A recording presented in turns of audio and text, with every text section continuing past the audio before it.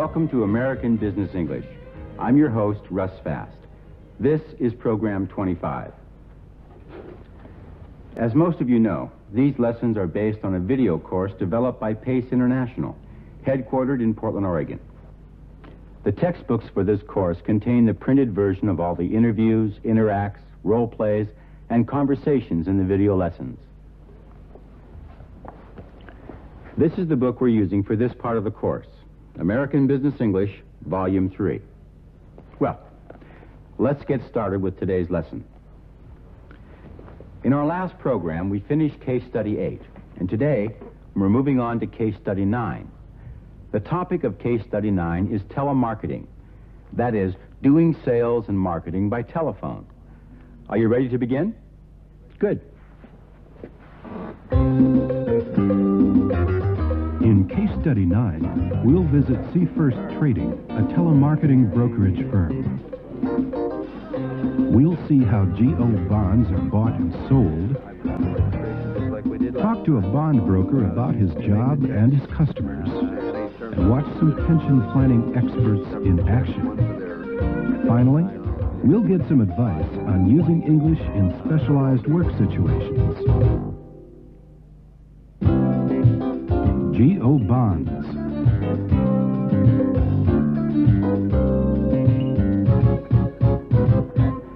We can get a good idea of how telemarketing works by seeing how it's done at See First Trading. Right now, Mark Rogers, a stock and bond broker at See First Trading, is on the telephone talking to one of his clients. To get some language practice, let's pretend we're one of Mark's clients, named Mr. Johnson, and that we have a message to call him. I'll talk on the phone to Mark first. Then it'll be your turn. Okay, it'll be just a minute. Would you mind holding? All right. Thank you. He's on the line now. How are you doing today? Fine, thanks. Good. Well, last time we talked, you had mentioned you were going to be looking for some tax-free bonds, possibly in the 4 to 5 year area. And we found some investments here that I think fit the security and the needs that you're looking for. You being up in the Skagit County area, we just so happen to have some Skagit County, Washington GO bonds, and they're 6% due January 1 of 1989. They're selling right at par, so that means they would be yielding to you 6%. GO? What's GO? What is GO? Well, GO stands for General Obligation. That means these are voter-approved investments. And it's for like a school district and things along those lines. So for every share, I get $100 back in '89. Right. That would mean for every $100 you would mature it, that would be the investment price that you would have, $100. Correct. Sure. And if you were interested in $25,000, it would be $25,000 plus some accrued interest. Now, these bonds are also pre-refunded, which means they already have the dollars to pay the investor back, so you can't get more secure than that. You've got the money already there to pay the investor back, and they will come due in that 4-year time frame. Okay, $25,000. Okay, you'd like to do those $25,000? Yeah. Okay, just a second. Let me check with my trader, make sure they're there, and if they are, I should get those for you? Yeah. Okay, just a second. And Ginnie Mae certificates are 100%. Linda? Can I have those 25,000 Skagits I was talking about? Okay. Okay, they're done? Okay, great, thanks. Mr. Johnson? Yes? Yeah, we got those for you. We still had some available, and we can get those for you. Good. Okay, now, as I mentioned, we'll be settling these next Wednesday, because there's 5 business days in between the time you and I talk to the time that you need to pay for them. And I've got the registration just like we did last time, so I know how to make the checks.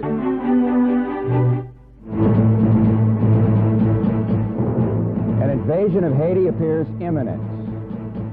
It's official, the baseball season is over, and the World Series is canceled. And a power outage blacks out air traffic control at the world's busiest airport.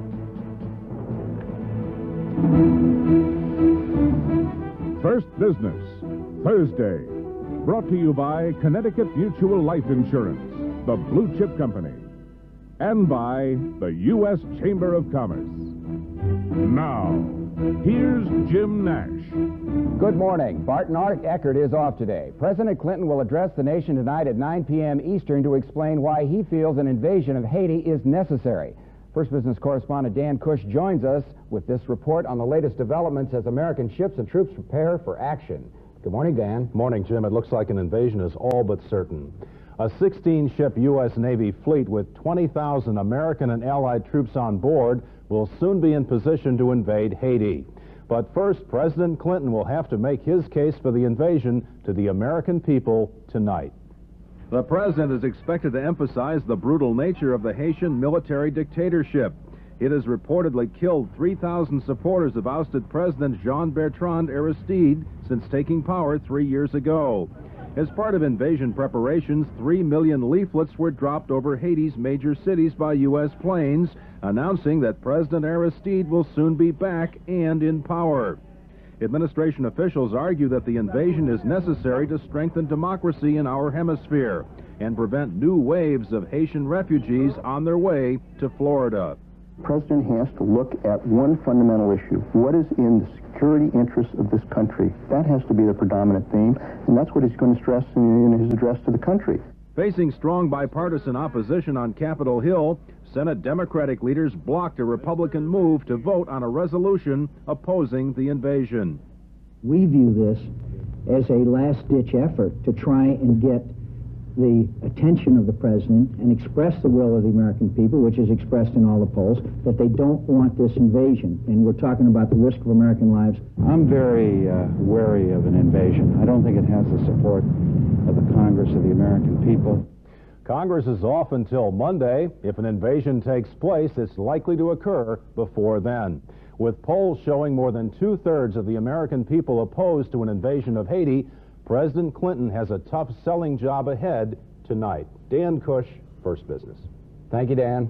Well, it's over, leaving baseball broken-hearted fans from Boston to Seattle. For the first time in 90 years, a nasty labor dispute over a salary cap and revenue sharing has wiped out the World Series, an American institution that survived 2 world wars, the Depression, and a California earthquake. First Business correspondent Bob Beard reports. There's an incredible amount of sadness. It is very hard, as I told the group on the phone today, to articulate to all of you the poignancy of this moment. There is indeed no joy in Mudville this morning, no World Series, because of continued wrangling between the owners and players over money. It's a business, and, you know, there's some things going on right now that both sides don't approve of, and if you can't come to agreement at this time in the season, it's getting pretty late to really hold a playoff in the World Series. The cancellation of the remaining season will cost billions of dollars to the U.S. economy this fall, starting with team owners. We deal with a short-term hit, no doubt, a direct hit that baseball has to assume, and hopefully the direct hit is not fatal. Illich and others expected to lose between $500 and $600 million in revenue, from ticket sales to broadcast rights. The players are expected to lose $230 million in lost pay, some of that covered by a strike fund. The big broadcast and cable networks that air baseball are expected to lose up to $750 million in lost advertising money. And a new survey shows each major city where baseball is played loses an average $1.1 million for every home game canceled, with 1,200 workers losing their jobs at every ballpark.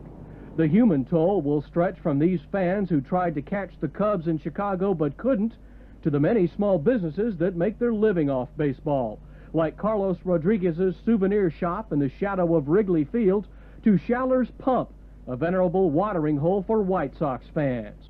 It hurt quite a bit, you know. Well, how many games were left that were canceled? About 20, 22, so it hurts, you know, hurts everybody involved. From this souvenir store near Boston's Fenway Park to this Red Sox institution, the batter's box. We can survive as far as hiring, you know, 16, 17 kids and giving them jobs that way.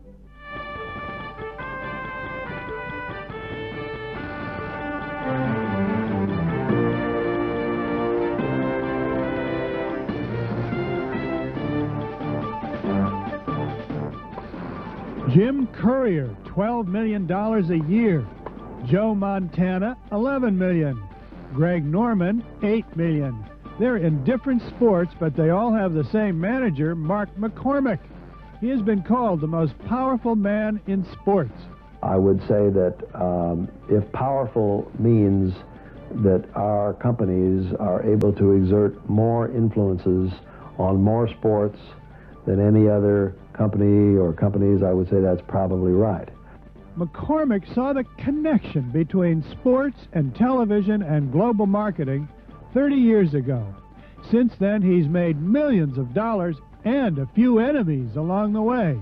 He's a guy that if you don't go along with him, he's going to see what he can do to squash you. And when I was a kid, everybody hated the New York Yankees. And I like to think that we're kind of the New York Yankees, that, you know, people present success. How did Mark McCormick become the Babe Ruth of sports marketing? And my weekly feature, Unconventional Wisdom. A beautiful skater is clubbed on the knee, periling her Olympic tryout. The associates of another Olympic skater are arrested. The motive? An Olympic championship can mean $10 or $15 million in endorsements. Wherever there's big-time sports and television, there's big money, sometimes astonishing money. A Fox network will pay $1.6 billion to televise football, and individual players get sums that seem like telephone numbers, complete with area code. Dallas Cowboys quarterback Troy Aikman, $50 million. New Jersey Nets forward Derek Coleman is offered $69 million and turns it down. Within living memory, the great baseball hitter Mickey Mantle was paid $100,000 a year, and the fans were outraged. How did this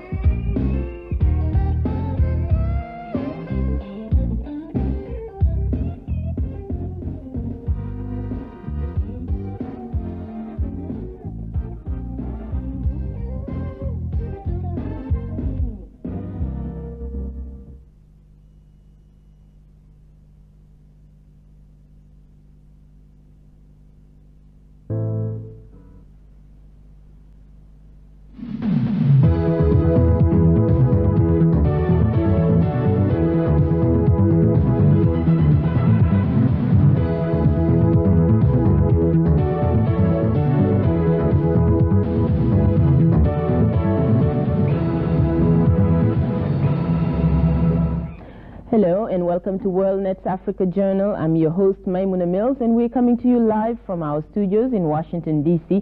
Today, Thursday, September 15th.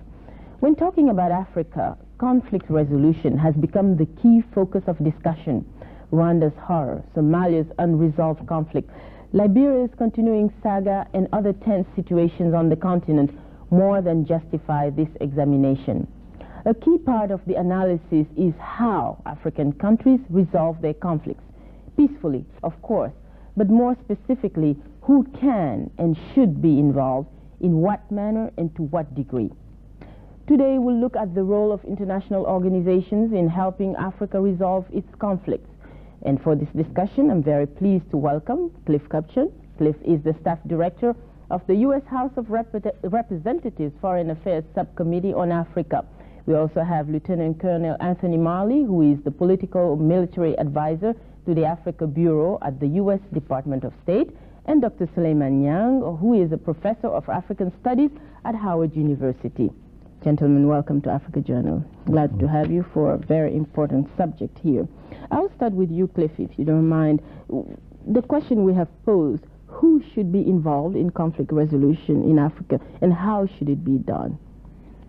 I think many Americans are thinking now that Africans increasingly have to resolve African problems. The role that the U.S. can play, the role that the UN can play, is limited by political reasons, and so we're looking to increase Africans' own abilities to resolve conflicts and to prevent conflicts before they happen. But you wouldn't think then the Africans themselves, their role would not be limited, also inhibited by political reasons?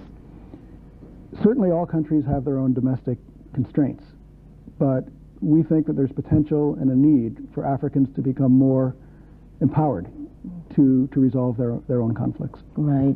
But Anthony, we're still talking about the political reasons. In the case of Rwanda, a neighboring country had offered to help in resolving some of the issues or in acting as a mediator. And one of the Rwandan faction rejected it because they thought that that country wouldn't be as objective or as impartial as it should be in the case of a mediator. What do you think? Without being specific on that case, there is always a concern in a conflict that a state bordering on the state experiencing a conflict may have a vested interest in the outcome, the specific outcome, rather than being truly neutral. Africa as a continent is large enough and as a region is varied enough that it's readily possible to find truly neutral states somewhere within the region. One of the limiting factors, though, that goes beyond the political concerns is resource constraints. And that's a very real constraint on Africa's capacity to date, and one area in which the international community can be of assistance. Right, thank you. Suleiman, Anthony talked about resources. Do you think that's the only impediment to Africa's forces helping in resolving conflicts on the continent? Yeah, I think resources are very critical, but most importantly, the domestic situation of African countries, the politics of scarcity. Many of these African countries